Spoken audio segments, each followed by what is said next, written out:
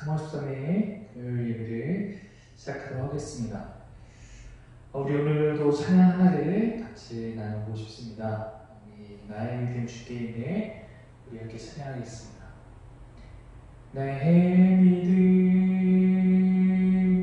주께 있네. 십자가 능력이 내 영광 되었네. 주께서 우리를 승리케 하시니 나의 능력 나의 소망 주께 있네. 나의 믿음 주께 있네. 십자가 능력이 내 영광 되었네. 주께서 우리를 승리케 하시니 나의 능력 나의 소망 주께 있네. 기도하겠습니다. 하나님, 오늘도 우리가 주님을 기억하고 하나님을 예배하고자 합니다. 하나님, 점점 모이는 예배가 우리 안에서 어려워지는 이런 환경 가운데서 우리의 예배의 마음이 하나님께 부끄럽지 않도록 늘 날마다 하나님께 예배의 마음을 드리며 나아갈 수 있는 그런 주의 자녀 될 수 있도록 인도하여 주옵소서. 환경이 우리의 마음을 흔들 때가 있고 우리가 주께 나아가고자 하는 마음을 빼앗아 갈 때가 있습니다. 넘어지지 않고 오늘도 주를 향한 마음을 붙들고 아버지께 나아갈 수 있도록 주여 인도하여 주옵소서. 감사드리며 예수님의 이름으로 기도드립니다. 아멘. 네, 오늘 조금 더 지난 2주 동안 했던 약간 강의식의 그런 말씀 나눔보다 조금 더 설교식으로 오늘 좀 나누고 싶어서 칠판이 비교적 깨끗한 편입니다. 몇 가지만 칠판을 통해서 같이 정리하고 대부분의 것들을 음성으로 같이 나누려고 합니다. 일단 오늘 말씀을 마가복음 5장 21절부터 43절의 말씀입니다. 5장 21절부터 43절의 말씀인데요. 우리 이 말씀을 제가 한번 읽어드릴 테니까 우리 이 말씀을 한 번씩 오늘 제가 드라마 바이블 안 쓰고 읽는 것은 나눠서 읽어야 되기 때문에 그렇습니다. 자, 먼저 5장 21절부터 24절까지 읽겠습니다. 예수께서 배를 타시고 다시 맞은편으로 건너가시니 큰 무리가 그에게로 모이거늘 이에 바닷가에 계시더니 회당장 중에 하나인 야이로라 하는 이가 와서 예수를 보고 발 아래 엎드려 간곡히 구하여 이르되 내 어린 딸이 죽게 되었사오니 오셔서 그 위에 손을 얹으사 그로 구원을 받아 살게 하소서 하거늘 이에 그와 함께 가실새 큰 무리가 따라가며 애워싸 밀더라. 이게 첫 번째 파트입니다. 두 번째 파트입니다.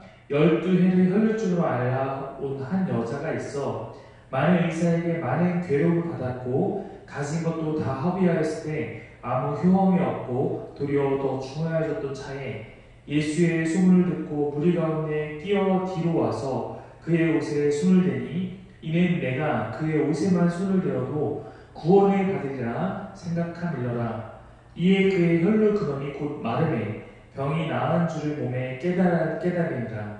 예수께서 그 능력이 자기에게서 나간 줄을 곧 스스로 아시고 무리 가운데서 돌이켜 말씀하시되 누가 내 옷에 손을 대었냐 하시니 제자들이 여짜오되 무리가 에워싸 밀린 것을 보시며 누가 내게 손을 대었냐 물으시나이까 하되 예수께서 이 일 행한 여자를 보려고 둘러보시니 여자가 자기의 이루어진 일을 알고 두려워하여 떨며 와서 그 앞에 엎드려 모든 사실을 여쭈니 예수께서 이르시되 딸아 내 믿음이 너를 구원하였으니 평안히 가라. 내 병에서 놓여 건강할지어다. 그러니까 두 번째 파트입니다. 세 번째 파트 부분을 다시 한번 읽어드리면 이렇습니다. 아직 예수께서 말씀하실 때에 회당장의 집에서 사람들이 와서 회당장이 이르되 당신의 딸이 죽었나이다. 어찌하여 선생을 더 괴롭게 하나이까?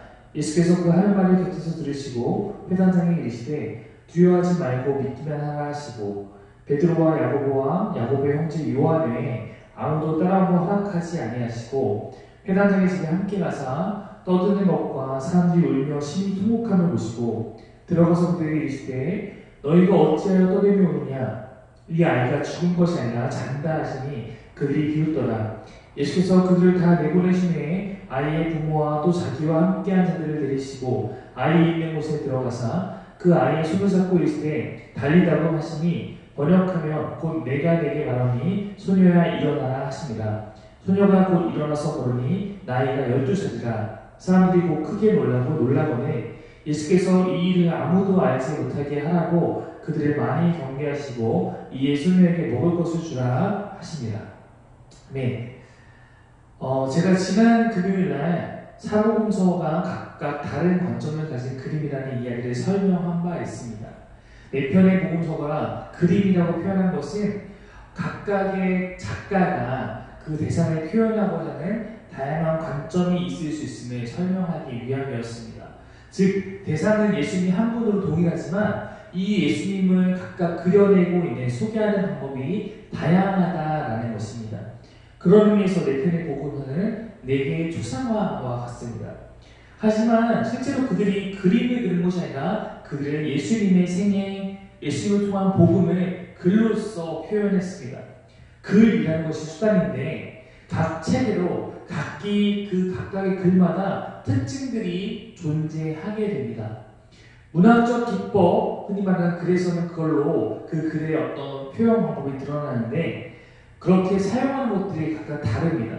예를 들어서 마태복음을 기록한 마태 같은 경우는 마태복음 내에서 인클루지오라는 것을 자주 사용합니다. 인클루지오라는 것이 무엇이냐면 이렇게 생각하시면 됩니다. 인클루지오는 이것이 하나의 이야기라고 생각해 봅시다. 하나의 이야기의 맨 앞과 맨 뒤, 보통 이렇게 맨 앞과 맨 뒤에 같은 것을 넣는 겁니다. 여기서 했던 얘기가 비슷하게 여기서 그냥 반복되는 거죠. 그러면 이 안에 있는 이 가운데 있는 이야기가 본문인데 이 본문이 말하고자 하는 핵심 주제가 바로 여기에 드러난다. 이것이 인클루전입니다. 인클루 잘 기억해 보시면 좋습니다. 인클루지오. 이거는 마태복음뿐만 아니라 성경에서 굉장히 많이 사용되는 성경을 기록하는 방법 중에 하나입니다. 때로는 의사였던 누가 같은 경우는 의사니까 조금 더 체계적인 사람이었던 것 같습니다. 그래서 글도 굉장히 체계적으로 쓰기 때문에 누가복음을 쓸 때, 또 사도행전을 쓸 때 글을 굉장히 차근차근 정리해서 순서대로 쓰곤 합니다. 그래서 사람들이 보통 누가복음을 통해서 예수님의 사역 순서를 유추하곤 합니다. 우리가 이번에 보고 있는 이 마가복음의 특징 가운데 하나는 바로 샌드위치 구조입니다. 자, 샌드위치 구조는 인클로즈랑 조금 비슷해서 한번 헷갈리는 경우가 있는데 샌드위치는 좀 다릅니다. 자, 샌드위치 구조를 제가 설명해 보거든요. 여러분 샌드위치가 뭔지 아실 겁니다. 보통 샌드위치는 이렇게 빵이 있죠. 그리고 가운데 내용물이 있습니다. 햄버거도 비슷하게 생겼죠. 다시 빵이 있습니다. 이거를 샌드위치라고 하죠. 자, 여러분 제가 질문 하나 드리겠습니다. 여러분 어떤 샌드위치를 좋아하십니까? 네. 여러분 제가 좋아하는 샌드위치를 생각해 보십시오. 예를 들어 저 같은 경우는 참치 샌드위치를 좋아합니다. 자, 우리가 샌드위치에 이름을 붙일 때 무엇을 기준으로 이름을 붙이냐면 바로 이 알맹이입니다. 이게 참치면 참치 샌드위치가 되는 것입니다. 불고기면 불고기 샌드위치가 되는 거죠. 요 겉껍데기에 있는 요 빵을 갖고 나누지 않고 보통 이 안에 있는 내용물을 갖고 나누는데 이것처럼 샌드위치는 가운데 있는 것이 더 중요합니다. 근데 이거는 어떻게 쓰냐면 자, 요 빵이 반복되는 거기 때문에 이거가 빵이 A-라고 하고 여기를 B라고 합니다. 자, 샌드위치 구조는 보통 이런 거예요. 원래는 이 이야기가 하나입니다. 이게 A라는 이야기가 하나 원래 존재하는데 이거를 우리가 빵을 반짝 쪼개서 딱 나눕니다. 그리고 이 빵과 A와 A 다시 나눠진 이 빵 사이에 요 B를 넣어서 샌드위치를 만드는 것입니다. 그래서 A라는 하나의 이야기를 둘로 쪼개고 그 사이에다가 B라는 샌드위치의 내용물을 넣는 것이 샌드위치 구조입니다. 그러니까 갑자기 A라는 이야기가 전개되다가 갑자기 B라는 이야기가 생존맞게 들어갔다가 다시 A의 이야기로 이어지는 약간 특이한 굉장히 이러한 문학적 기법을 사용하는데, 여기서 말하는 건 무엇이냐면 이 A라는 이야기를 갖고 있는 이 A라는 이야기의 핵심을 B를 통해서 우리가 발견하게끔 하는 그런 방법입니다. 제가 오늘 이 샌드위치 구조를 여러분에게 소개한 것은 바로 오늘 우리가 보는 본문이 샌드위치 구조로 이루어진 본문이기 때문에 그렇습니다. 자, 아까 제가 세 개의 파트로 나눠서 성경을 읽지 않았습니까? 21절부터 24절까지는 원래 누구의 이야기가 지금 나오고 있냐면 21절에 여기는 야이로라는 사람의 이야기입니다. 야이로라는 사람의 이야기가, 야이로가 자기 딸이 지금 막 죽을 것 같이 아프니까 예수님께서 치유해 주십시오 라는 부탁, 야이로 요청이 A 이야기입니다. 그래서 그 딸을 향해 가는 그 이야기가 갑자기 혈련증하는 여인의 이야기가 갑자기 나옵니다.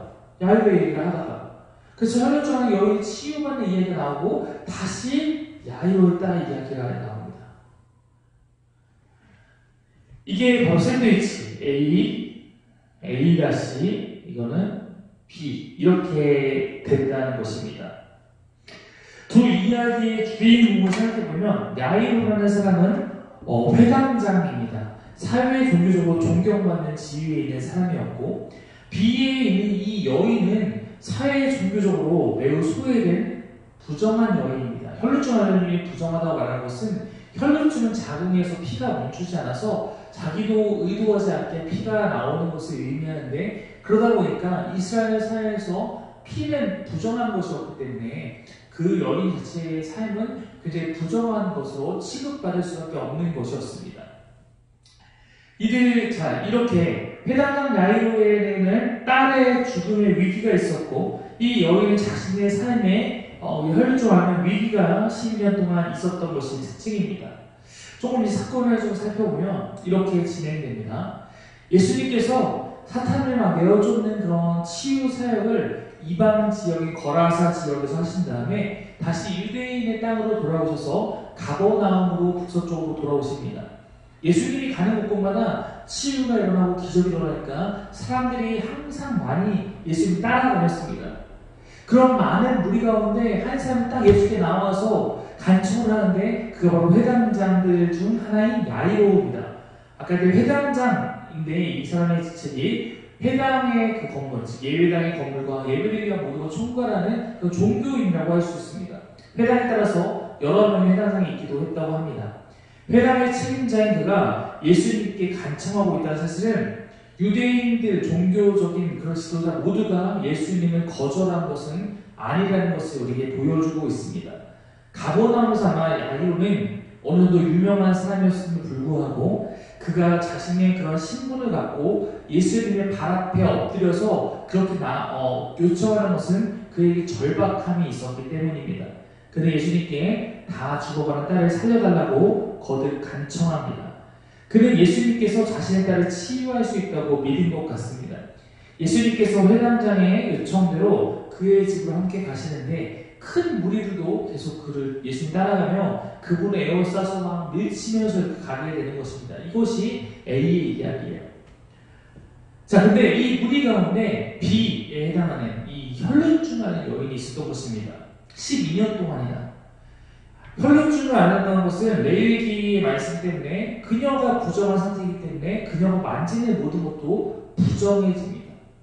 우리는 잘 이해가 안 되지만 이스라엘의 그 유대의 율법은 그런 식으로 항상 장소와 사람과 상태에 따라서 거룩한 것과 부정한 것을 나누곤 했습니다.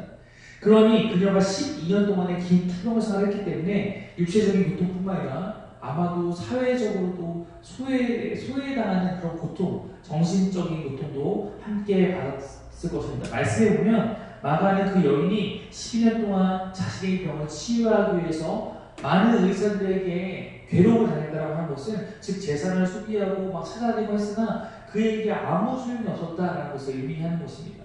도리어 그녀의 병세가 더 악화되었다는 것입니다. 이처럼 오랫동안 극심한 고통에 있는 여인이 그 무리 가운데서 손을 뻗어서 예수님을 만지는 것입니다. 28절을 보면 그녀가 예수님께 손을 뻗어서 옷을 만지는 것은 내가 이분의 옷을 만지면 나을 것 같다라는 믿음이 있었다라고 성경에 기록하고 있습니다. 자, 율법에 따르면 혈련증환을 여인이 만지면 이 만지는 것이 부정해지는 것입니다. 아마도 그래서 그 여인은 함부로 누굴 만질 수 없고 무리 가운데 숨어서 예수님의 옷자락을 살짝 만진 것이 아닐까 생각됩니다. 물론 이것을 훑어보면 예수님을 부정하게 하는 그런 잘못된 행위일 수 있습니다. 그러나 그녀는 예수님 앞에 나아가서 자기가 치유받을 수 있다는 것을 믿고 의지하면서 그런 위험부담 가운데도 예수님을 만지는 것입니다. 예수님이 자기를 통해서 그 여인이 치유된 것을 아시고 그 무리 가운데서 그 여인을 찾습니다. 그러니 여인이 예수님 부르시니까 그 무리 가운데서 쭈뼛쭈뼛 나오는 것입니다. 두려워 떨며 나왔다고 성경에 말하고 있어요. 그리고 그녀가 했던 것을 사실대로 말하게 됩니다. 예수님은 그녀의 그런 모습을 칭찬하시면서 이 여인이 믿음의 여인이다 라고 인정하시고 평안히 가라, 네가 완전히 치유되었다 말씀하십니다. 여인의 모습이 회당장 야이로의 모습과 비교해보면 굉장히 대조적입니다. 야이로는 많은 사람 앞에서 공개적으로 나와서 예수님께 요청을 하지만 여인은 몰래 그렇게 비밀스럽게 예수님께서 치유해 주시길 바라며 만집니다. 이것은 두 사람의 어떤 사회적, 종교적 상태가 얼마나 달랐는지를 보여주는 것이죠. 그녀가 예수 옷을 만지자 그녀의 병이 치유됐다고 성경에 기록하고 있죠. 예수의 능력이 얼마나 큰 것인지 우리가 한번 깨닫게 합니다. 근데 예수님께서는 이 여인이 치유된 이 이유, 치유될 수 있었던 그 근거로 내가 능력이 있어서가 아니라 이 여인이 믿음이 있어서라고 말하고 있습니다. 너의 믿음이 이 치유를 가져왔다 말하는 것이 중요합니다. 그렇다면 예수님의 옷을 그녀가 만질 때 이미 예수님께서는 그녀의 믿음을 보셨다는 것을 이해해야 적절합니다. 그렇지 않습니까? 믿음을 보시고 치유하셨다고 말씀하셨기 때문입니다. 그러므로 치유가 날 때 예수님은 그 여인의 믿음을 보시고 옷을 만지자 그 행위를 통해서 그녀가 믿음을 드러냈을 때 그녀의 병을 치유해 주셨다고 이해할 수 있습니다. 마가복음에서는 좀 이것이 명확하지 않은데 같은 것을 설명하고 있는 마태복음 보면 더 명확해집니다.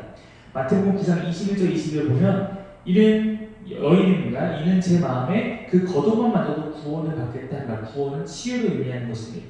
22절 보면 예수께서 돌이켜 그를 보시며 이르시되 딸아 안심하라 내 믿음이 너를 구원하였다 하시니 여자가 그 즉시 구원을 받으니라. 이렇게 나오고 있습니다. 여인의 옷을 만지는 행위 다음에 예수님의 치유 선언이 있었는데 너의 믿음의 결과라고 말하고 있습니다. 이게 비의 이야기입니다. 다시 돌아갑니다. 다시 야이로의 이야기입니다. 그렇게 예수님과 치유하고 이렇게 하는 사이에 이제 회당장 야이로의 집에 가게 되는데 가보니까 이 딸이 죽은 겁니다.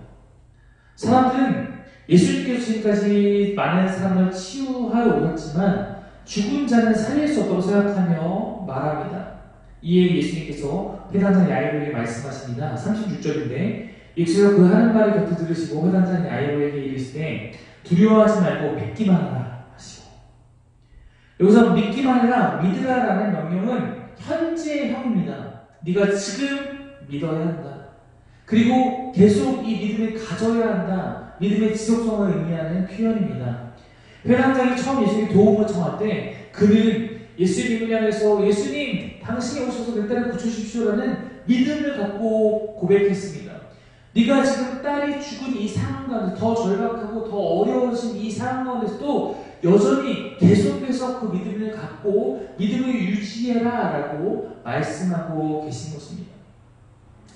여러분, 우리도 내가 해결하지 못하는 문제들을 갖고 주님께 기도할 때가 있습니다. 저도 마찬가지고 여러분도 그럴 것입니다. 도움을 청합니다. 믿음으로 간구합니다. 그런데도 불구하고 나의 상황이 더 나빠질 때 우리는 어떻습니까? 믿음을 포기해버리고 갑자기 원망하고 싶고 하나님 별 수 없네요. 역시 이거 뭐 하나님도 별 수 없구만. 이런 마음 돌변할 때가 있습니다. 하지만 예수님은 우리에게 이렇게 말씀하십니다. 너희의 상황이 어떠했든지 포기하지 말고 계속 주의 도움을 기대하며 믿음을 붙들라라고 말하고 있는 것입니다.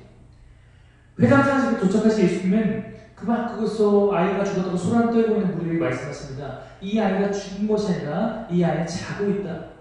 예수님은 자고 있다를 표현한 것은 이 아이가 다시 살아날 수 있는 그런 소생하실 것을 바라고 계시기 때문입니다.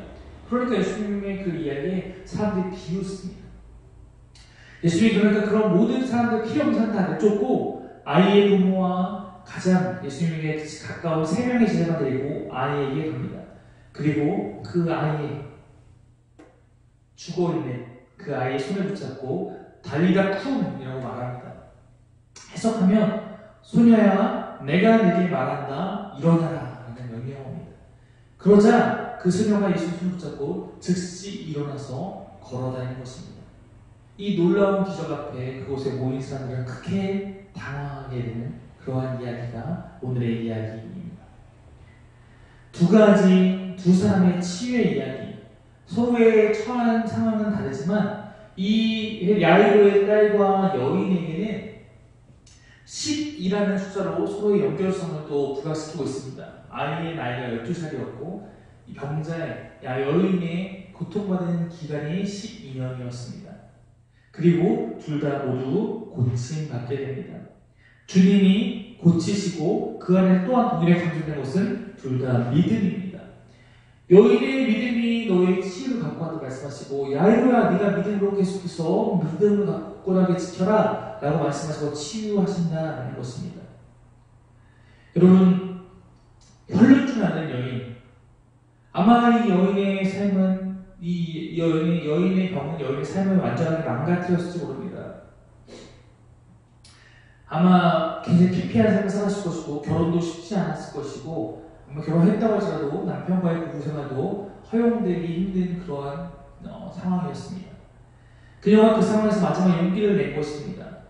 자신이 갖고 있는 상식으로서는 내가 부정한 상태도 만지는 것은 결례지만 그 상황에서도 예수님의 소망과 믿음을 갖고 나아갔던 것입니다. 많은 우리가 예수를 믿었다라고 성경이 말하고 있다면 예수님의 우리 이런 생각을 이걸 꼭 놓치지 않아야 됩니다. 예수님을 만졌던 사람은 여인만이 아니었을 것을 믿었다라고 성경이 말하고 있어요. 근데 그 수많은 사람이 예수님을 만지고 있지만 치유는 그 여인에게만 일어났습니다. 무엇입니까? 여러분 이 여인이 예수님을 만졌다라는 이 행위가 이 여인에게 치유를 가져온 것이 아닙니다. 만진 사람은 더 있었을 거예요. 행위가 중요한 것이 아닙니다.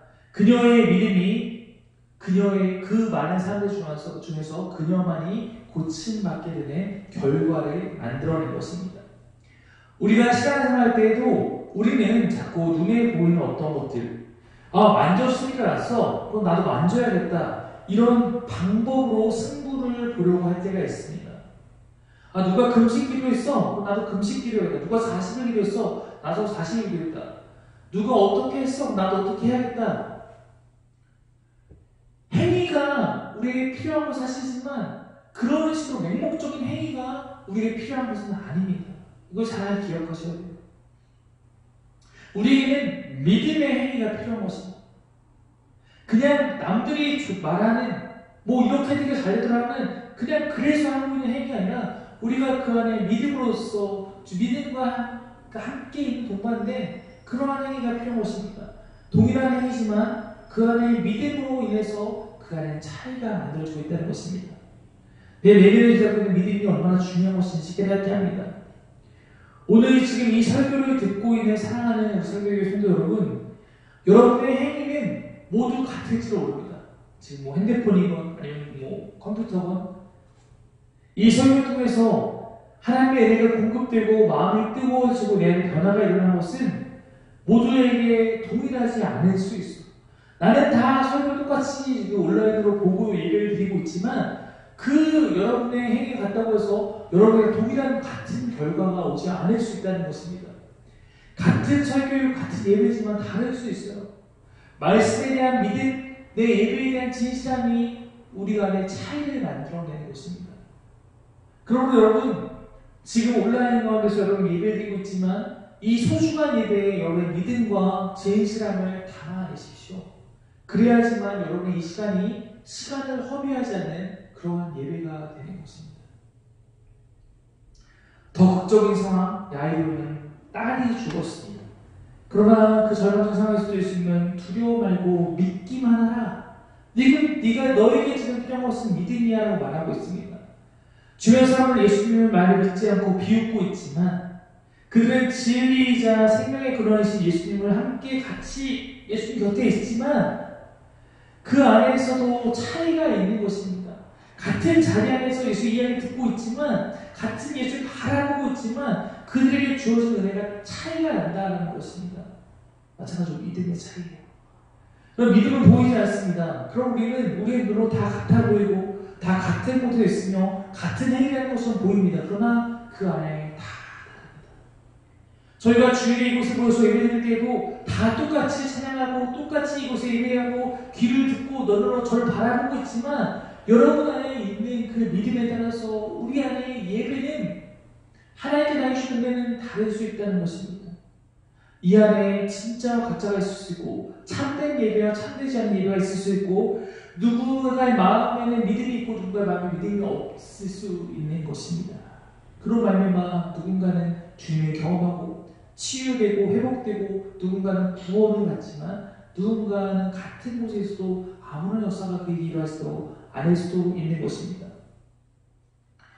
여러분 분명히 지금 한국 교회나 어느 시대에나 이상한 설교를 하고 비본질적인 것을 추구하는 목사나 그런 교회가 있는 경우가 있습니다. 저도 그 사실을 인정하지 않을 수 없습니다. 그러나 여러분 때로는 내가 혹시 마음에 안 드는 상황, 마음에 안 드는 교회, 마음에 안 드는 목사, 나에게 아쉬움을 주는 목사, 아쉬움을 주는 설교가 있다고 하더라도 내가 교회를 바꾼다고, 나에게 설교 전해주는 목사를 바꾼다고 내가 바뀌는 것이 아님을 우리는 또한 인정할 수밖에 없습니다. 환경을 바꾸기 앞서 나를 바꿔야 돼요. 내가 바뀌지 않으면, 내가 믿음으로 나아가지 않으면 어떤 좋은 목사와 어떤 좋은 교회를 만나도 그 안에서도 사는 자와 죽는 자가 존재하는 것입니다. 저 목사가 좋으니까, 저 교회가 좋으니까 나도 저기 가면 나도 어떻게 되겠지? 안 됩니다, 여러분. 거기 갔을 때 여러분이 바뀌어야 되는 것이지 여러분이 바뀌지 않고 난 늘 가만히 있으면서 예배의 환경을 바꾸고 교회 바꾼다고 여러분 삶이 달라지지 않습니다. 예수님을 만나도 그 앞에서 믿음 없는 무리들은 아무것도 바뀌지 않았습니다. 예수님 앞에서 그렇다면 무엇이 우리의 믿음 없는 것을 그 상황에서 우리 가운데 역사가 나타날 수 있겠습니까? 오늘 이 말씀을 통해서 그러면 우리는 다른 것보다 나를 점검해야 돼요. 내 믿음을 점검해야 합니다. 지금 예배드리고 있는 내 안에 믿음이 있는가?